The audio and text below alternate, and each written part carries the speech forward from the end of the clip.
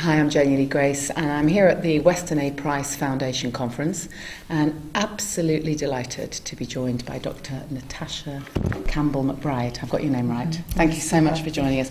I've just heard your talk, which was totally awesome, and you were giving us lots and lots of reasons and explanations about pregnancy and indeed pre-pregnancy, as it were, and some of the natural approaches. I'm a very big advocate of natural parenting and natural pregnancy, and you have a really fantastic take on the holistic approach. I know you can't tell us in just a few minutes everything you did in an hour and a half, but if you have to sort of sum up some of the main areas, what would you say they would be?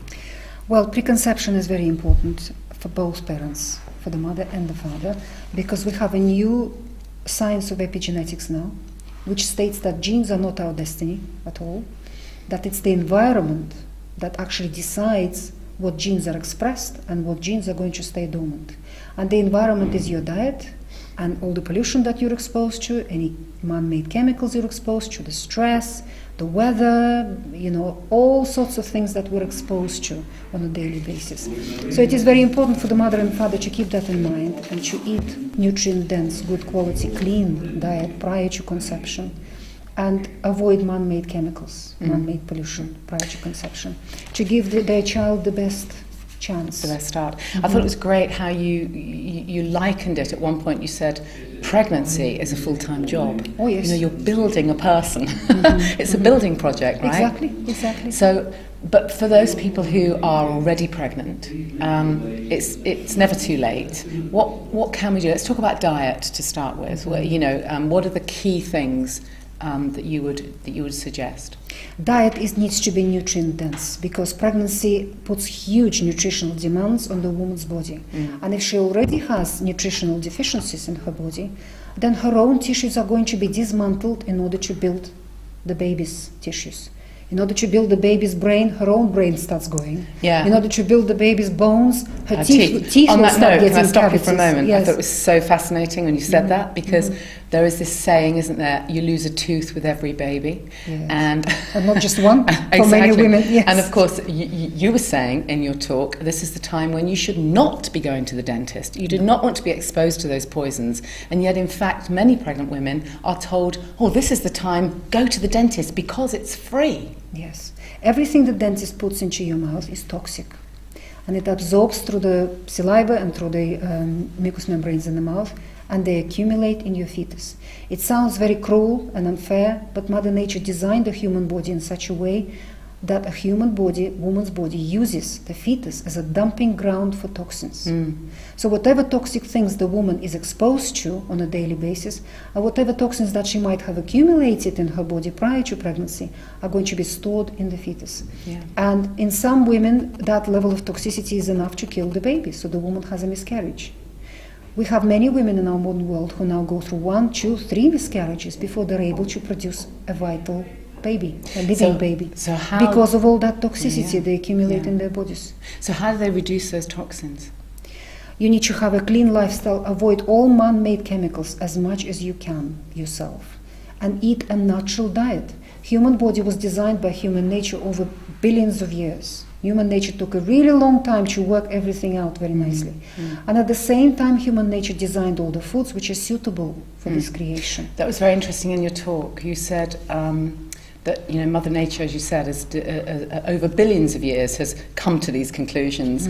Many people now go in a laboratory just for a few years and think they know better. Exactly. And think that we actually need to avoid dairy, avoid fats, avoid animal products, which you would say are natural products. This advice comes from political and commercial agenda of somebody who pays the bill.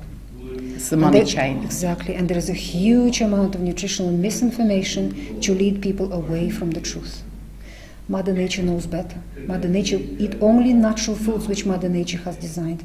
Do not touch anything that human beings have designed. That causes disease. But it's difficult, isn't it? Because we know that the soil is compromised. So we know that there are going to be problems. And we know that even if you do eat meat, the meat is tampered with. We know that milk, well, there are many people who would say that milk causes breast cancer. So it's so confusing for the average woman who's trying to find the right whole food diet. Absolutely. That's why we have Weston A Price Foundation, and it is growing and it is spreading the information around the world. There are at least 25,000 small farms in this country which produce good quality food, grass-fed meats, and chicken eggs which come from chickens which run around in the sunlight, in the grass. Which give you a vitamin D, so you won't need to necessarily supplement. Exactly. And traditional breeds of cow and goat, which can provide you with good quality milk, with real milk. All the so-called science on milk, all the scientific studies were conducted on Frankenstein milk, which comes from Frankenstein breeds of cows, which were developed in laboratories, out of greed, because these cows are able to produce 3 times more milk than a natural cow is ever able to produce. But this milk is a completely different substance. It has completely different chemical composition, immunological composition, and all the other composition from the real milk, which comes from a Jersey or a Guernsey cow, which is on organic pasture with variety of grasses and greens all throughout the year, and which is milked once. And no antibiotics. No antibiotics, no drugs, nothing at all. Healthy cows. So you would recommend provide raw healthy milk, even for pregnant women? Absolutely. Particularly for pregnant women. And particularly cream and butter. Milk fat is so valuable for the baby's immune system developing, and for the baby's brain, and for the baby's bone marrow and other fatty tissues in the baby. And the more you provide that for your baby, the less your baby will dissolve your own brain to build this home. Which is why we forget things, and why we can't park our cars. Which is why we develop postnatal depression. Yes. Because the woman's brain was used as a building material for building the baby's brain. It's starving, it's being dismantled, so the woman gets depressed afterwards and gets anxiety and other psychological issues. Brain is a very physical organ, and it's a very fat-heavy organ. It's made out of fat to quite a large degree. So, and the kind of fats that the brain requires come from animals. They come from cream and from butter and from pork fat and lamb fat and goose fat and duck fat and beef fat, this kind of fats. Natasha, the vegans, the vegetarians, the raw foodies are going to be up in arms, up in arms about what you're saying, because they would say the complete opposite. In fact, I've heard even people who are really eminent scientists in cancer prevention will say, you know, to prevent cancer, you need a plant-based diet, rich in, grains, maybe sea greens, pulses, those kind of things, legumes. But, you know, they would say avoid at all costs animal fats. Well, actually, statistics show that vegetarians and vegans in particular have higher rates of cancer than people who eat meat. One of the founders of vegetarianism in the world, the movement of vegetarianism, Preconception, died from leukemia, and he contracted 3 forms of leukemia at the same time, some of the most deadly forms of leukemia. And he continued with his vegetarian diet, and he died from it. Human beings are omnivores. We evolved in every environment to eat everything we could find in our environment. Foods that roam and foods that grow is the exactly. expression, So from both plant kingdom and from the animal kingdom. And they both are essential for us, both of them. And Weston A Price, who traveled the world and studied these traditional cultures, he has not found one vegan culture. Every culture ate both animal foods and plant foods. But there are tribes, aren't there, like the Okinawan tribe, off the top of my head, who eat massively high quantities of fruit and vegetables and live till like 104. But maybe you would say, but they also eat meat. They eat a lot of fish, and they eat a lot of pork. Right. Pork and fish feature very heavily in these people's culture. Fascinating. Very, very important. What vegetarians don't know is that the foods that we can divide all the foods on our planet into 2 groups. One is feeding, building foods. These are the foods that build our muscles and bones and brain, and these are bricks and mortar we made from. And these are the animal foods. These building materials come from meat, fish, eggs, and dairy. Because of the way the human digestive system is structured, it can break down these things in the most optimal way, and they have the best and the most optimal amino acid profile and fatty acid profile for the human physiology.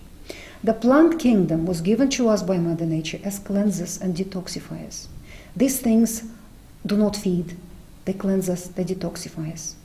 It is important to both be fed and to be clean. That's why we have to use both. But plants don't feed. That is why vegans get into trouble. That is why the menstruations stop, and the libido stops, and anemia sets in, and all sorts of other problems set in. So they don't understand that they actually, while the digestive system is full of plant matter, their bodies are starving, and their brains are starving. You mentioned sun exposure. Now, in one of my books, I've written a rather controversial chapter on the fact that in olden days we used to literally, naturopaths would send patients out to sunbathe. Yes. And of course now it's the great villain. But you say it's essential. Absolutely. Again, human beings evolved on this planet for eons, being naked and living outdoors. We didn't even use any shelters. So we evolved to have sunlight on our skin most of the day. Yeah. And it is built into our physiology. It's essential. It's not optional. It is something without which we cannot live, let alone it being harmful. This is the source of energy. And the sunlight spectrum has so many beneficial effects on the human body. It has nothing to do with skin cancer. This is one of those theories that was proposed by somebody obscure somewhere or other. And this hypothesis has been proven to be completely wrong, but unfortunately, as it happens in our world, it's been picked up by commercial companies, and all these lotions and potions came to on the sell market. sun cream with chemicals in, which are far more likely to give you the cancer. And it's these commercial companies who are educating the population and the government and the medical profession about skin cancer and about the sun. And of course, they're profiting from this kind of misinformation. And finally, because I could talk to you for hours on end, but finally, for pregnant women, the importance of breastfeeding, obviously, once the baby's born and they're breastfeeding. You just give us some pointers there, some tips there. Well, no formula in the world will ever come close to the quality of the breast milk. Yeah. It is alive. It is, in essence, the woman's white blood with red blood cells removed. It's full of living and active immune cells, antibodies, enzymes, vitamins, and bacteria. Probiotic bacteria go in there. Yes, that was something you talked about very much in your talk, about the importance of the gut flora and how important it is to make sure the baby gets that. So babies born by cesarean may not necessarily have that same gut flora given to them. Exactly. It's a more opportunistic flora. It comes from by chance from whoever's looking after the baby. But if the woman breastfeeds and if she has the right flora on her skin, if she's not using any soaps or personal care products on her skin and applies probiotics on her nipples, then the baby in the form of yogurt or kefir? You can use kefir, you can use yogurt, or you can use a commercial probiotic. Just open the capsule and dust the nipples with the powder before every breastfeed. Wow. And you will establish good flora for your baby.